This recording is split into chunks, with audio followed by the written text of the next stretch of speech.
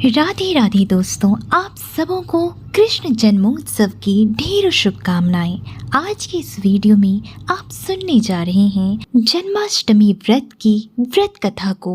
आप सभी भक्तों से मेरा अनुरोध है कि कृपया अंत तक इस व्रत कथा को अवश्य सुनें और अगर मेरे द्वारा की गई व्याख्या आपको पसंद आए तो वीडियो को लाइक और शेयर जरूर करें। भविष्य पुराण और अन्य ग्रंथों में कहा गया है कि जो भी मनुष्य जन्माष्टमी के व्रत को करता है और व्रत के पश्चात व्रत कथा को श्रवण करता है, उसके समस्त पाप मिट जाते हैं एवं उस मनुष्य की सभी मनोकामनाएं पूर्ण हो जाती है। जन्माष्टमी की कथा के अनुसार एक बार देवराज इंद्र ने नारद मुनि से पूछा, हे ब्रह्मपुत्र, हे मुनियों में श्रेष्ठ, सभी शास्त्रों के ज्ञाता, हे देव, व्रतों में उत्तम उस व्रत को बताएं जिस व्रत को करने से मनुष्यों को मुक्ति तथा लाभ प्राप्त हो, तथा हे ब्राह्मण, उस व्रत से प्राणियों को भोग व मोक्ष भी प्राप्त हो जाए। इंद्र की बातों को सुनकर देवर्षि नारद ने कहा, हे इंद्रदेव, त्रेता युग के अंत में और द्वापर युग के प्रारंभ के समय में निंदित कर्म को करने वाला कंस नाम का एक अत्यंत पापी दैत्य हुआ। उस दुष्ट व नीच कर्मी दुराचारी कंस की देवकी नाम की एक बहुत ही सुंदर बहन थी। शास्त्रों के अनुसार देवकी के गर्भ से उत्पन्न 8वां पुत्र ही कंस का वध करेगा, ऐसा वर्णित था। नारद जी की बातें सुनकर इंद्रदेव ने कहा, हे महामते, उस दुराचारी कंस की कथा कृपया विस्तार पूर्वक सुनाएं। क्या यह संभव है कि देवकी के गर्भ से उत्पन्न 8वां पुत्र अपने मामा कंस की हत्या करेगा? इंद्रदेव की संदेह भरी बातों को सुनकर नारद जी ने कहा, हे इंद्रदेव, एक समय की बात है, उस दुष्ट कंस ने एक ज्योतिषी से पूछा, हे ब्राह्मण, कृपा करके मेरी मृत्यु किस प्रकार और किसके द्वारा होगी, ऐसा मुझे बताएं। ज्योतिषी बोले, हे दानवों में श्रेष्ठ कंस, वसुदेव की धर्मपत्नी देवकी, जो वाक्पटु और तुम्हारी बहन भी है, उसी के गर्भ से उत्पन्न होने वाला 8वां पुत्र, जो कि शत्रुओं को भी पराजित कर इस संसार में कृष्ण के नाम से विख्यात होगा, वही एक समय सूर्योदय काल में आपका वध करेगा। ज्योतिषी की बात सुनकर कंस ने कहा, हे दैवज, बुद्धिमानों में अग्रणी, अब आप यह बताएं कि देवकी का 8वां पुत्र किस मास में किस दिन मेरा वध करेगा। ज्योतिषी बोले, हे महाराज, माघ मास की शुक्ल पक्ष की तिथि को 16 कलाओं से पूर्ण श्री कृष्ण से आपका युद्ध होगा। उसी युद्ध में वे आपका वध करेंगे।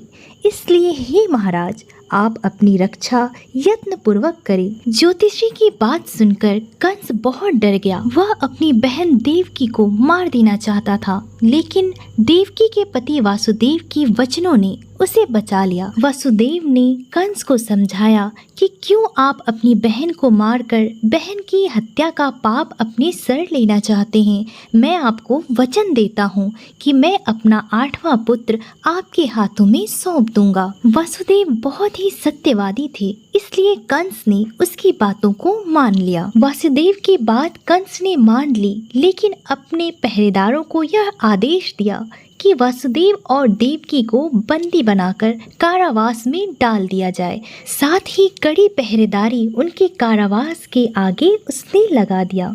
इसके बाद कंस ने देवकी के सारे संतानों को मारने का प्रण कर लिया।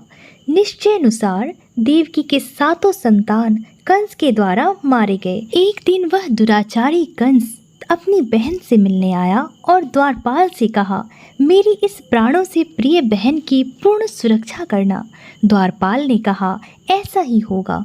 कंस के जाने के पश्चात उसकी छोटी बहन दुखित होते हुए जल लेने के बहाने से घड़ा लेकर तालाब पर गई। वहीं तालाब के किनारे एक घनघोर वृक्ष के नीचे बैठकर देवकी जोर जोर से रोने लगी। उसी समय एक सुंदर स्त्री, जिसका नाम यशोदा था, उसने आकर देवकी से प्रिय वाणी में कहा, हे कांते, इस प्रकार तुम क्यों विलाप कर रही हो? अपने रोने का कारण मुझसे बताओ। तब दुखित देवकी ने यशोदा से कहा, हे बहन, मेरा भाई कंस बहुत ही दुराचारी है। उसने मेरे कई पुत्रों का वध कर दिया। इस समय मेरे गर्भ में 8वां पुत्र है, वह इसका भी वध कर डालेगा। इस बात में किसी भी प्रकार का संशय या संदेह नहीं है, क्योंकि मेरे ज्येष्ठ भ्राता को यह भय है कि मेरे अष्टम पुत्र से ही उसकी मृत्यु होगी। देवकी की बातें सुनकर यशोदा ने कहा, हे बहन, विलाप मत करो, मैं भी गर्भवती हूँ। यदि मुझे कन्या हुई तो तुम अपने पुत्र के बदले उस कन्या को ले आना। इस प्रकार तुम्हारा पुत्र कंस के हाथों मारा नहीं जाएगा। कुछ समय के पश्चात कंस ने अपने द्वारपाल से पूछा, देवकी कहाँ है? इस समय वह दिखाई नहीं दे रही है। तब द्वारपाल ने कंस से कहा, हे महाराज, आपकी बहन जल लेने तालाब पर गई हुई है। यह सुनते ही कंस क्रोधित हो उठा और उसने द्वारपाल को उसी स्थान पर जाने को कहा जहाँ पर उसकी बहन देवकी जल लेने गई थी। कुछ ही समय में कंस के पहरेदारों ने देवकी को पकड़कर वापस कारावास में बंद कर दिया। इधर कंस को इतना डर लगने लगा कि उसने कारावास के बाहर विशाल ताले बंद करवा दिए और दरवाजे के बाहर दैत्यों और राक्षसों को पहरेदारी के लिए नियुक्त कर दिया। कंस हर प्रकार से अपने प्राणों को बचाने के लिए प्रयास कर रहा था। एक समय सिंह राशि के सूर्य में आकाश मंडल में जलाधारी मेघों ने अपना प्रभुत्व स्थापित किया। भादो मास की कृष्ण पक्ष की अष्टमी तिथि को घनघोर अर्धरात्रि थी। उस समय चंद्रमा भी वृष राशि में था। रोहिणी नक्षत्र बुधवार के दिन सौभाग्य योग से संयुक्त चंद्रमा के आधी रात में उदय होने पर ऐसे शुभ मुहूर्त में भगवान श्री कृष्ण का जन्म हुआ और श्री कृष्ण के प्रभाव से उसी क्षण बंदी गृह के दरवाजे स्वयं खुल गए। द्वार पर पहरा देने वाले पहरेदार राक्षस सभी मूर्छित हो गए। देवकी ने उसी क्षण अपने पति वासुदेव से कहा, हे स्वामी, आप निंद्रा का त्याग करें और मेरे इस अष्टम पुत्र को गोकुल में ले जाएं। वहां इस पुत्र को नंदगोप की धर्म पत्नी यशोदा को दे दें। उस समय यमुना जी पूर्ण रूप से बाढ़ग्रस्त थी, किंतु जब वसुदेव जी बालक कृष्ण को सूप में लेकर यमुना जी के पार करने के लिए उतरे, उसी क्षण बालक के चरणों का स्पर्श होते ही यमुना जी अपने पूर्व स्थिर रूप में आ गई। किसी प्रकार से वासुदेव जी गोकुल पहुँचे और नंद के गृह में प्रवेश कर उन्होंने अपना पुत्र तत्काल उन्हें दे दिया और उसके बदले में उनकी कन्या ले ली। वे तत्क्षण वहाँ से वापस आकर कंस के बंदी गृह में पहुंच गए और जब प्रातःकाल राक्षस पहरेदार निंद्रा से जगे तो कंस ने द्वारपाल से पूछा कि अब देवकी के गर्भ से क्या हुआ है, इस बात का पता लगाकर मुझे बताओ। द्वारपालों ने महाराज की आज्ञा मानते हुए कारागार में जाकर देखा तो वहाँ देवकी की गोद में एक कन्या थी, जिसे देखकर द्वारपालों ने कंस को सूचित किया, किंतु कंस को तो उस कन्या से भी भय लग रहा था। इसलिए वह स्वयं कारागार में गया और उसने देवकी की गोद से कन्या को झपट लिया और उसे एक पत्थर की चट्टान पर पटक दिया, किंतु वह कन्या भगवान विष्णु की माया से आकाश की ओर चली गई और अंतरिक्ष में जाकर विद्युत के रूप में परिणित हो गई। उस कन्या ने कंस से कहा, रे दुष्ट, तुझे मारने वाला गोकुल में नंद के गृह में उत्पन्न हो चुका है और उसी से तेरी मृत्यु सुनिश्चित है।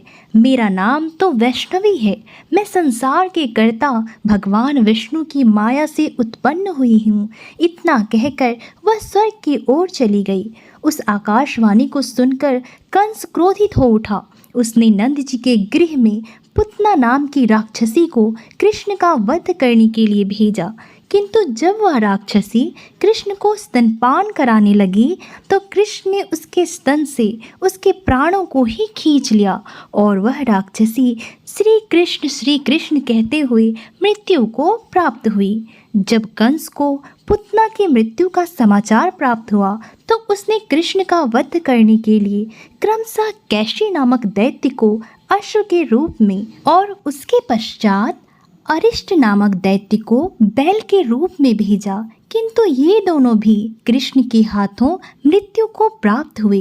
इसके पश्चात कंस ने काल्याख्य नामक दैत्य को कौवे के रूप में भेजा, किंतु वह भी भगवान श्री कृष्ण के हाथों मारा गया। इस प्रकार अपने बलवान राक्षसों की मृत्यु के आघात से कंस अत्यधिक भयभीत हो गया। उसने द्वारपालों को आज्ञा दी कि नंद को तत्काल मेरे समक्ष उपस्थित करो। द्वारपाल नंद को लेकर जब उपस्थित हुए तब कंस ने नंद जी से कहा कि यदि तुम्हें अपने प्राणों को बचाना है तो परिजात के पुष्प ले आओ, यदि तुम नहीं ला पाए तो तुम्हारा वध निश्चित है। कंस की बातों को सुनकर नंद ने कहा, ऐसा ही होगा। कंस को ऐसा कहकर नंद अपनी घर की ओर चले गए। घर आकर उन्होंने संपूर्ण वृतांत अपनी पत्नी यशोदा को सुनाया, जिसे श्री कृष्ण भी सुन रहे थे। एक दिन श्री कृष्ण अपने मित्रों के साथ यमुना नदी के किनारे गेंद खेलने गए और श्री कृष्ण ने जानबूझकर गेंद को यमुना में फेंक दिया। यमुना में गेंद फेंकने के पीछे उनका मुख्य कारण यह था कि वे किसी भी प्रकार से परिजात के पुष्प को लाना चाहते थे, अतः वे कदम्ब के वृक्ष पर चढ़कर यमुना में कूद पड़े। कृष्ण के यमुना में कूदने का समाचार श्रीधर नामक गोपाल ने यशोदा माता को सुनाया। यह सुनकर यशोदा भागती हुई यमुना नदी के किनारे आ पहुंची और उन्होंने यमुना नदी से प्रार्थना करते हुए कहा, हे यमुना माता, यदि मैं बालक को देखूंगी तो भाद्रपद मास की रोहिणी युक्त अष्टमी का व्रत अवश्य करूंगी। यमुना में कूदने के बाद जब श्री कृष्ण पाताल में पहुँचे तो पाताल में उस बालक से नागराज की पत्नी ने कहा, हे बालक, तुम यहाँ क्या कर रहे हो और कहाँ से आए हो और यहाँ आने का तुम्हारा क्या प्रयोजन है? नाग पत्नी बोली, हे कृष्ण, क्या तूने धृत क्रीड़ा की है जिसमें अपना समस्त धन हार गया है? यदि यह बात ठीक है तो कंकड़ मुकुट और मणियों का हार लेकर अपने गृह में चले जाओ, क्योंकि इस समय मेरे स्वामी शयन कर रहे हैं। यदि वे उठ गए तो तुम्हारा भक्षण कर जाएंगे। नागपत्नी की बातें सुनकर श्री कृष्ण ने कहा, हे कांते, मैं कालिया नाग के मस्तक को कंस के साथ धृत में हार चुका हूँ और वही लेने मैं यहाँ आया हूँ। बालक कृष्ण की इस बात को सुनकर नागपत्नी अत्यंत क्रोधित हो उठी और अपने सोए हुए पति को उठाते हुए उसने कहा, हे स्वामी, आपके घर यह शत्रु आया है, अतः आप इसका हनन कीजिए। अपनी पत्नी की बातों को सुनकर कालियानाग निद्रावस्था से जाग पड़ा और बालक कृष्ण से युद्ध करने लगा।